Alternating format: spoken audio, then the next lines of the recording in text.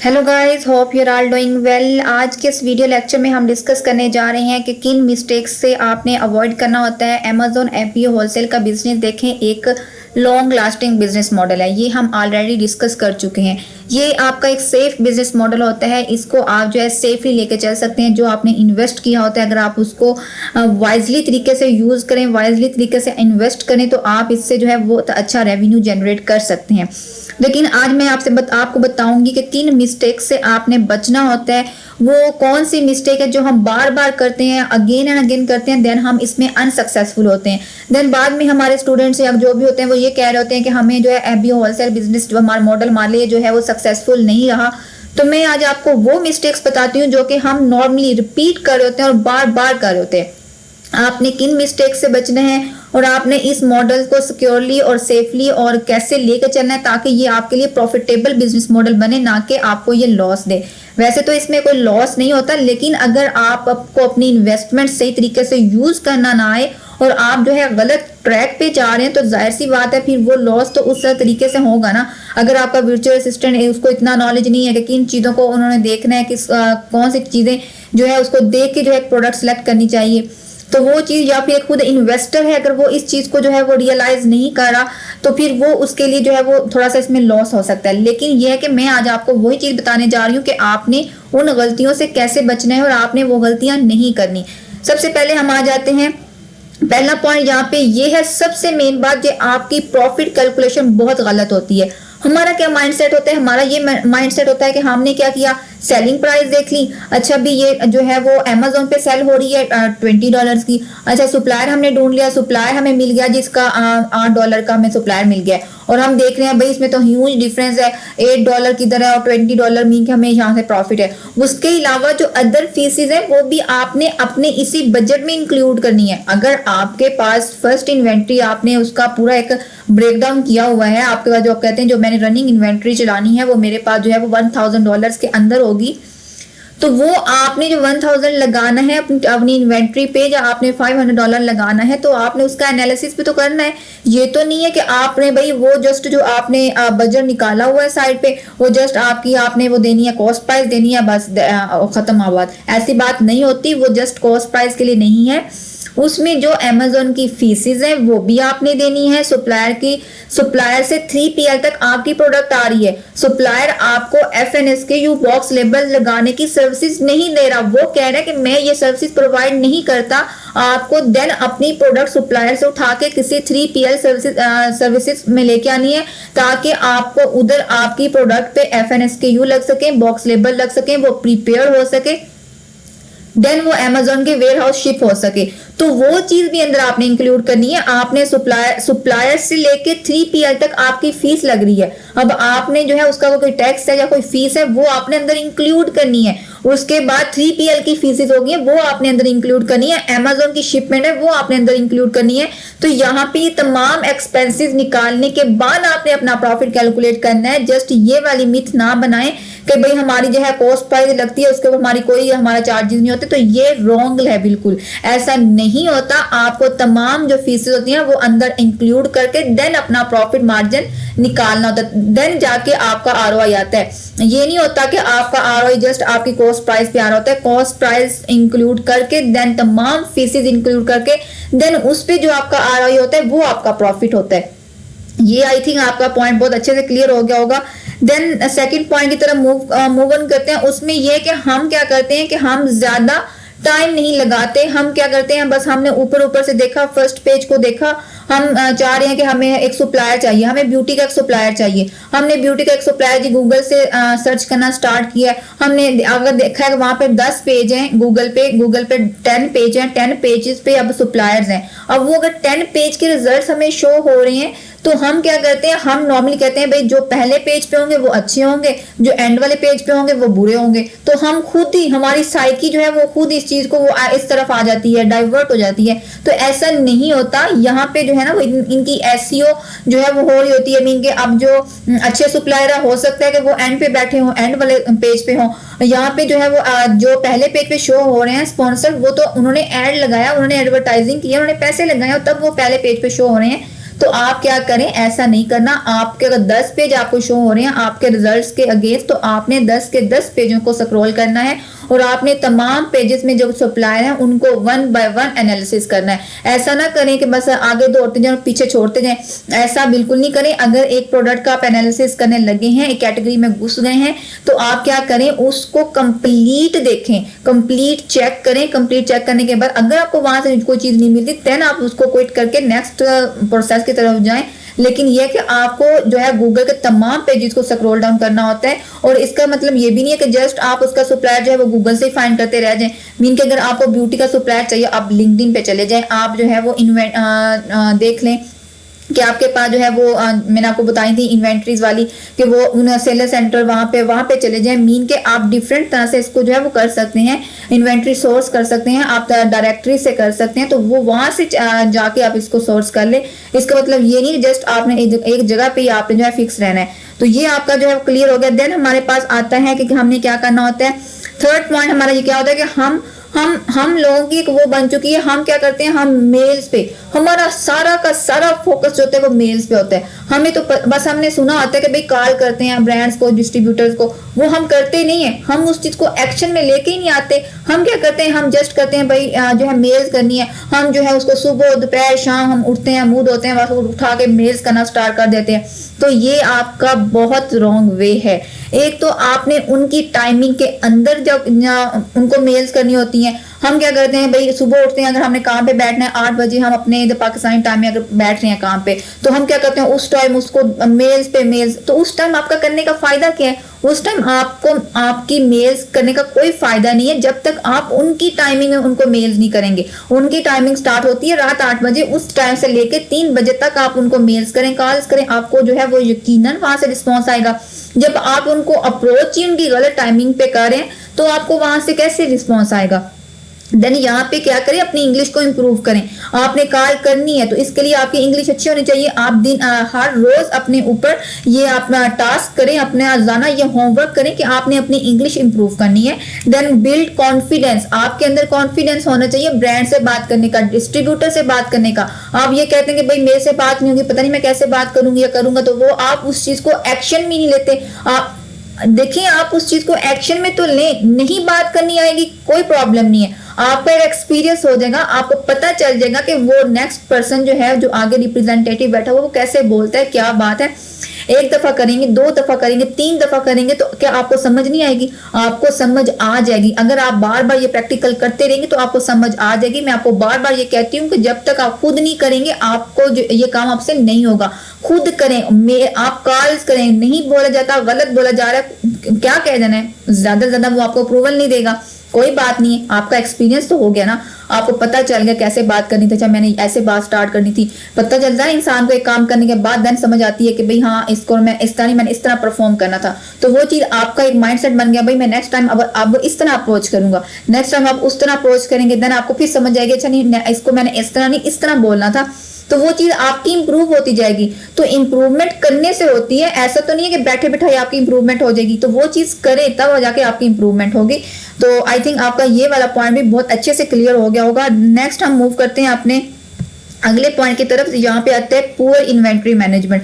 देखिए आपको inventory management नहीं आती, आप क्या करते हैं, आप लोग क्या करते हैं, जस्ट पहली प्रोडक्ट उठाई, देखा भाई प्रोडक्ट अच्छी है, आपने उसके जो है 50 यूनिट्स या इससे ज्यादा या इससे 30 यूनिट आपने उसके बाय कर लिए हैं, 50 200 या जितने भी आपने उसके बाय कर लिए। तो देखिए पहले आप टेस्टिंग कर रहे होते हैं, टेस्टिंग करें। आप यहाँ पे एफपीओ होलसेल बिजनेस मॉडल में है, क्या फर्क पड़ता है, आप जो 15-20 यूनिट्स लेकर चेक कर लें, प्रोडक्ट को पहले चेक कर लें कि आपकी ये प्रोडक्ट, अगर आपको पर डे 10 सेल्स भी आ रही हैं तो आपको अब आपका माइंडसेट बन रहा है भाई हर रोज मुझे 10 सेल्स आ जाती हैं, तो नेक्स्ट इन्वेंट्री जो आपने उठानी है वो आप 200 की उठा लें। अब आपको पता है कि भाई ये वाली प्रोडक्ट में मुझे बाय बॉक्स मिल रहा है, मुझे जो डेली की 10 सेल्स आ रही हैं, तो आप उसकी नेक्स्ट उस तरह से आप प्लानिंग कर लें। ये बात नहीं है कि आपने जो है वो बड़ी एक बस बाय बॉक्स लेने के चक्कर में पहले जो है बड़ी इन्वेंट्री उठा ली है, अब वो आप देख रहे हैं कि उस पर बाय बॉक्स आपको काफी टाइम बाद मिल रहा है, तो पहले एनालिसिस करें ना, पहले इसी तरह आपकी जो है प्रैक्टिस होती जाएगी।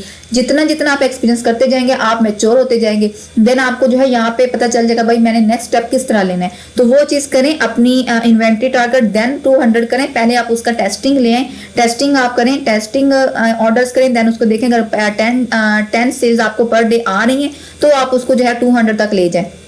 आई थिंक ये भी आपका जो है वो पॉइंट क्लियर हो गया। नेक्स्ट हम जाते हैं कि या देखें मी टू विदाउट अप्रूवल, हमारी एक बहुत बुरी साइकी बनी हुई है कि भाई हम कहते हैं और ये बहुत आम ट्रेंडिंग पे चल रहा है, हम क्या कहते हैं कि हम प्रोडक्ट को मी टू कर देते हैं विदाउट अप्रूवल। हम कहते हैं कि भाई यहाँ पे हमारे अकाउंट पे सॉफ्ट अप्रूवल प्रोडक्ट अकाउंट पे लग रही है और हमें क्या है यहाँ से जो है हम लगा देते हैं, कोई सप्लायर फाइंड करके हम उससे लेके हम इसको अमेजोन भेज देंगे। देखिए सॉफ्ट अप्रूवल वो अमेजोन के अकाउंट पे है, आपके अपने अकाउंट पे है, सेलर सेंटर पे है, अमेजोन की नजरों में है। वो ब्रांड ने नहीं कहा आपको कि वो सॉफ्ट अप्रूवल है, ब्रांड डिस्ट्रीब्यूटर से आपको अप्रूवल लेना होगा। तो खुदारा ऐसा ना करे, ये सॉफ्ट अप्रूवल से चक्कर से बाहर निकल आए। ये आपके लिए प्लस पॉइंट है, चलें ठीक है, आपको उसके लिए कोई एडिशनल रिक्वायरमेंट्स नहीं चाहिए।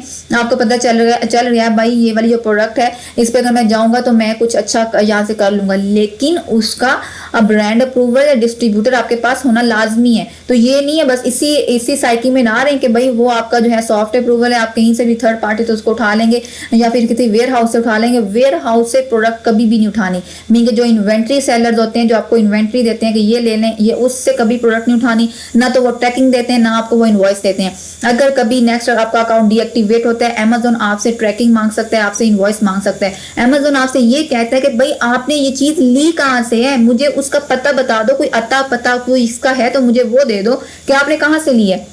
तो जब हम उसको ये कहते हैं कि भाई मैंने इसको हमने, अब हम उसको वो ये क्या कहेंगे भाई हमने इसको वेयर हाउस से लिया है। अगर हम लेट्स सपोज को कहते भी हैं कि हमने ये वेयर हाउस से उठाई है, हमें इसका अता पता नहीं पता कि हमने कहाँ से, उसने कहाँ से उठाई है, कहाँ से दी, हमें ट्रैकिंग नहीं दी, हमें इसकी इनवॉइस नहीं दी, तो वो आपको यही कहेगा भाई आपको बिजनेस एथिक्स नहीं आते, पहले जाके बिजनेस एथिक्स सीखे हैं, पहले प्रोफेशनलिज्म सीख के आए कि बिजनेस होता क्या है, देन आगे बिजनेस करें। वो अच्छी खासी आपकी इंसल्ट करते हैं अगर आप उनको ये चीज़ कर रहे हैं। ये मेरे साथ हुआ है, मैं आपको तब आपके साथ डिस्कस कर रही हूँ कि जब ब्रांड ट्रैकिंग मांगते हैं तो हम मुंह देख रहे होते हैं कि ट्रैकिंग कहाँ से लें। तो वो चीज़ जो आप वेयर हाउस से प्रोडक्ट उठा रहे होते हैं ना, तो वो चीज़ कभी भी ना करें। वेयर हाउस से प्रोडक्ट नहीं उठानी है आपने, चाहे वो आपको कितने भी कम में दे रहे हो, आपका कितना ही प्रॉफिट बच रहा हो, उसमें आप खुदारा ना करें। 3 मंथ बाद, 4 मंथ बाद, 5th मंथ बाद जब भी अमेजोन की नजरों में आप आएंगे, वो अमेजोन आपकी उस इन्वेंट्री पे आपका अकाउंट डीएक्टिवेट कर देगा। और मेरे साथ ये हुआ है, मैं तब आपको बता रही हूँ कि आपने वेयर हाउस से कभी भी इन्वेंट्री नहीं लेनी। वो वेयर हाउस जो कि हमारे पाकिस्तान में घूम रहे हैं इन्वेंट्री सेलर, और वो हर एक दूसरे बंदे के स्टेटस पे लगा होता है, ग्रुप्स में आ रही होती है प्रोडक्ट्स कि ये प्रोडक्ट्स ले लो, ये प्रोडक्ट अच्छी है, इस पर इतना प्रॉफिट है। जहां से भी उन्होंने लिया है वो पहले तो ये कहते हैं कि भाई ब्रांड की जो इन्वेंट्री थी वो बाहर जाया हो रही थी, ब्रांड ने हमें दे दी और हमने सेल कर दिया। ऐसा कुछ भी नहीं होता, पता नहीं वो लोग क्या करते हैं। अब इस चीज को हम कभी फिर डिस्कस करेंगे, लेकिन आपने उनसे प्रोडक्ट नहीं लेनी। ये चीज ना देखेंगे वो हमें इन्वेंट्री दे रहे तो आप ले लें, इन्वेंट्री इस तरह ना लें जब तक आपके पास खुद के पास जो है वो ऑथेंटिक उसकी इनवॉइस ना हो, आपको पता ना हो कि वो सप्लायर कौन सा है और आपको पता ना हो कि उसकी ट्रैकिंग कौन सी है, उसके बगैर आपने प्रोडक्ट नहीं लेनी। तो ये आई थिंक आपका पॉइंट बहुत अच्छे से क्लियर हो गया होगा। देन हम आते हैं think out of the box. इसमें क्या होता है कि हमारा एक ये भी माइंडसेट बना हुआ है, हम कहते हैं कि भाई हमने जो बात हमें किसी ने बता दी है या किसी ने कह दिया, किसी के मुंह से निकल गया कि भाई 3 से लेके आपके पास जो है वो 15 तक जो है वो सेलर्स होने चाहिए एक लिस्टिंग में। देखिए आप उस चीज में फिक्स क्यों हैं, आप आउट ऑफ द बॉक्स क्यों नहीं आते, आप उस चीज पे क्यों अटक गए हैं कि भाई अगर किसी मेंटोर ने किसी प्लेटफॉर्म का अगर कोई क्राइटेरिया है, अगर वो 3 से लेके जो है वो 20 या 15 तक है, तो आप उस चीज में क्यों फिक्स रह गए हैं। आप ये अगर तो आप 35 में भी जा सकते हैं, सेलर्स की कोई लिमिट नहीं है।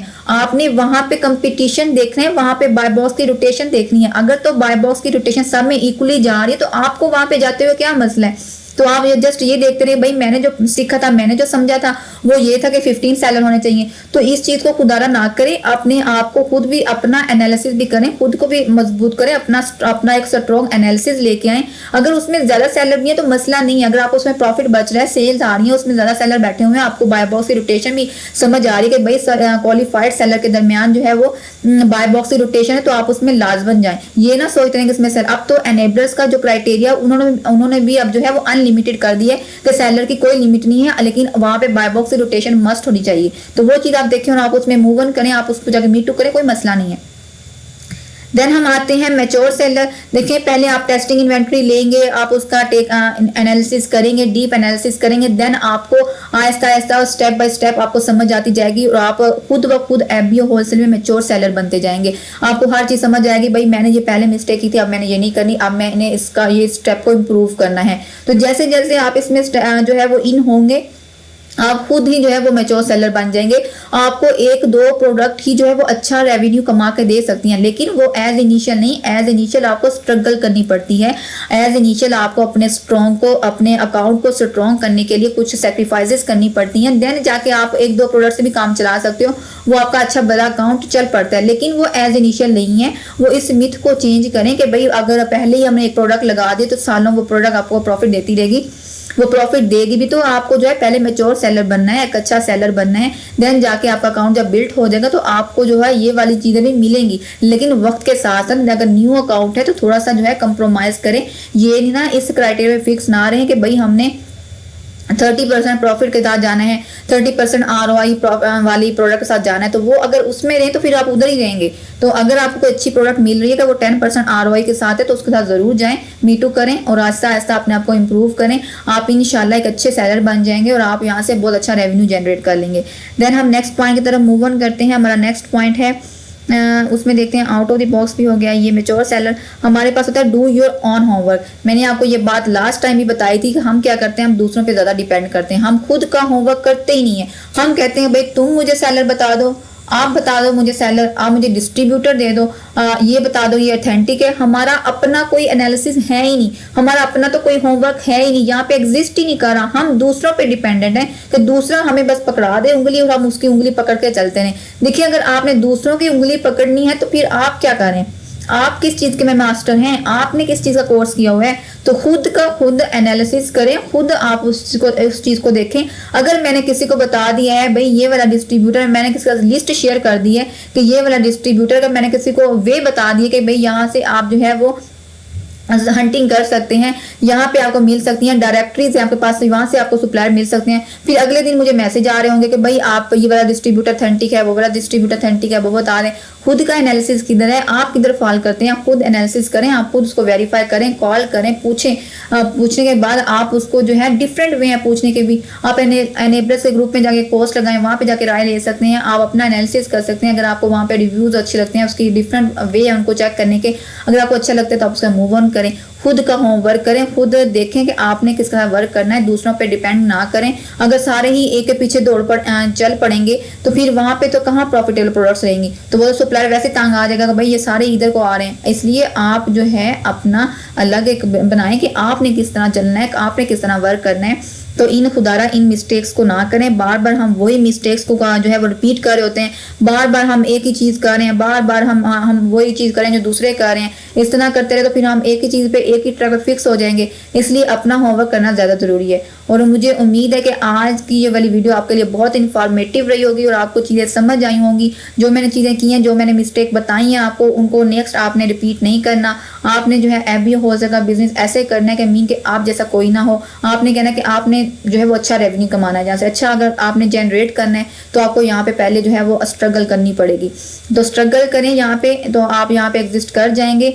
ये एफबीओ होलसेल का बिजनेस कोई इतना जो है वो रॉकेट साइंस नहीं है, ये आपको जो है वो बहुत जल्दी स्टैंड कर सकता है अमेजोन की फील्ड में। तो इंशाल्लाह मुझे उम्मीद है कि आपको ये समझ आई है। लेकिन अगर आपको कोई पॉइंट क्लियर नहीं है तो आप नीचे कमेंट बॉक्स में पूछ सकते हैं, मैं आपको उसका आंसर करूंगी। आज का लेक्चर हमारा यहीं पे ख़त्म होता है। फिर हम मिलते हैं अपनी एक नेक्स्ट वीडियो में एक नए टॉपिक के साथ, बहुत इंफॉर्मेटिव टॉपिक के साथ, जिसके से आपको भी फ़ायदा हो। तो आज के लिए इतना ही है, नेक्स्ट वीडियो में इंशाल्लाह आएंगे। अल्लाह हाफिज़, अपना ख्याल रखिएगा। पाकिस्तान जिंदाबाद।